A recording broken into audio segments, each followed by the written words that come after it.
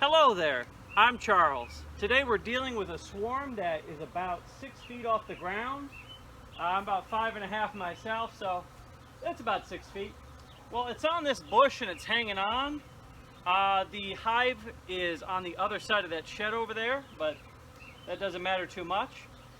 What I did here was I took all the frames out of the nuke, and I'm kind of regret taking a nuke because that's enough bees to where a deep might be better. Not only will it fit the bees a little bit more comfortably, but it makes them a little less likely to abscond. But we have a few things here to make them less likely to abscond. One, I put a couple dabs of Swarm Commander in the box. Two, when I put the frames in, because I want to do the initial drop, they have all this beautiful comb. They have a little bit of pollen. There's even a frame with a tiny bit of honey on it. I want to make it to where I can get a feeder in them real quick. So this is going to be a simple shake. Because of this type of branch, snipping it would not be the best option. I might end up cutting a little bit off of it, and we do have our loppers ready. But what I'm going to do is just shake as many as I can in the box since we can get it so close. Once again, it's important to have the box close up. I have my net today, but it's for a different purpose. This is to help me just kind of shake it a little bit.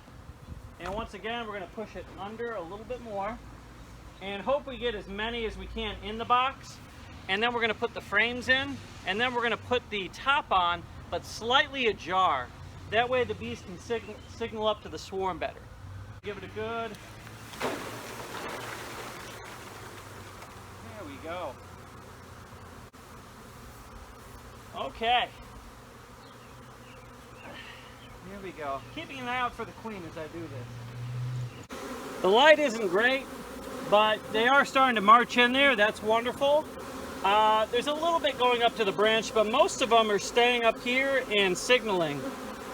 This frame is a little dry. There we go. All right, I'm going to start scooping some into the box to kind of expedite this.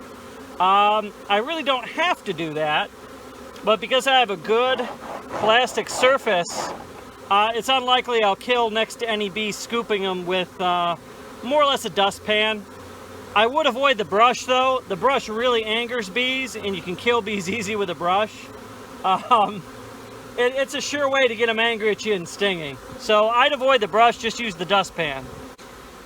All right, we have them marching in. The top is on slightly ajar to kind of help with the signaling. Things are going good. There's also a alternative entrance that I'm going to show you that is not intentional.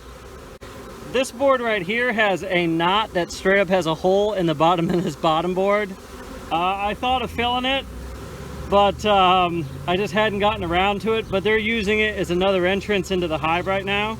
You can see they're being friendly. They're just landing on me and hanging out.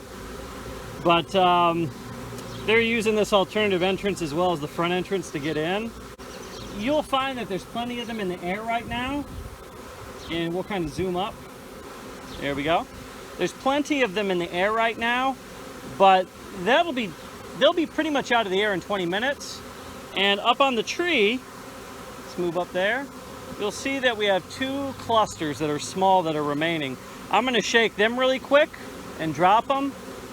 All right, let's give it another shake. And we don't gotta actually use the net in the proper way. We're just bringing it up here above where we're going to bump them and hurt them. Just shake them. Give them a good old shaking. Get them in the air.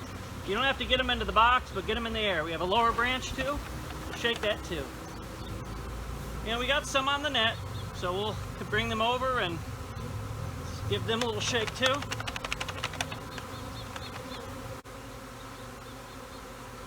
Okay, I'm considering this one caught because they're marching in, and I'm going to show you what they look like at different periods of time. I'm going to wait 10 minutes and we'll see what the difference is. Here we are 10 minutes later. Most of them have left the air, none are clustering anymore. Most of them have poured into the box and will continue to. I'm going to give it another 10 minutes just to see what's up after.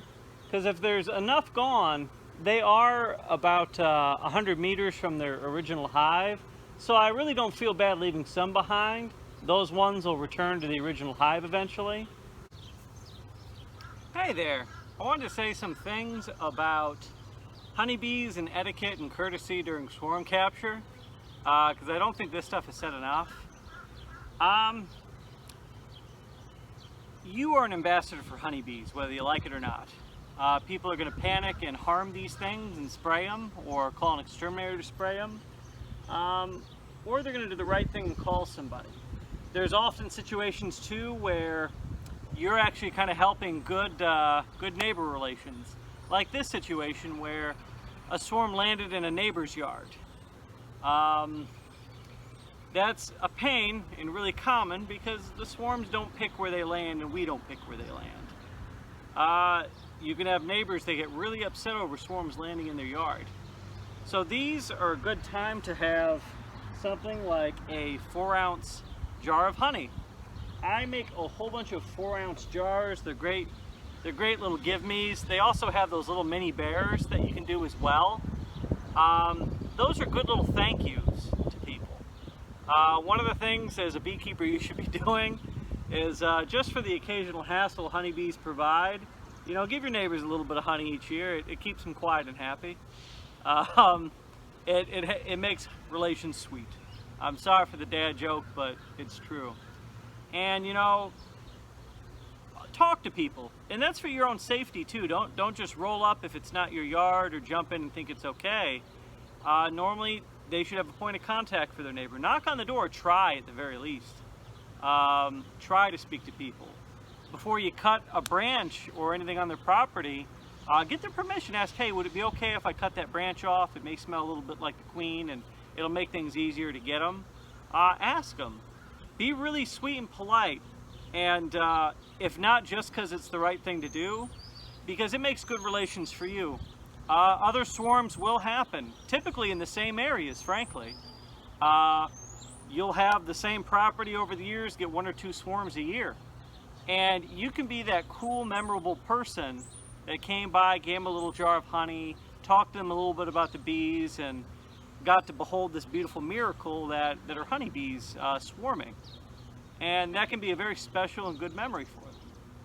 So remember, once again, you know, you're an ambassador for bees, for beekeeping. It does you immeasurable good to be very polite and sweet and memorable with people and help them keep good relations with their neighbors. Because at the very least, it'll make them more likely to call you next time. It'll make you more likely to call and say, hey, I got a swarm. And remember, don't be selfish too. Like, this is $150 worth of bees. You know, I can't give up a little jar of honey as a thank you so they don't have to get in an argument with their neighbor over swarms. Really?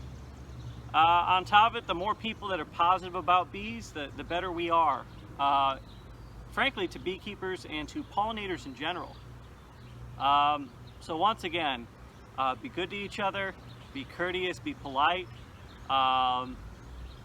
It's expected of a swarm chaser at the very least, and it's expected of a beekeeper. Well, I think we're almost done here. What I'm going to do is I'm going to ratchet this box shut, and that's going to help. There are very few outside of the box now. This would be a good opportunity to seal it and move out. One of the things I constantly forget, before I set the hive down, before anything, you should put your ratchet straps down so you don't have to come back when you're dealing with a swarm and put them on later. That is a pain. It really is a pain when the box is full of bees. So try to get it in your little routine of things you do.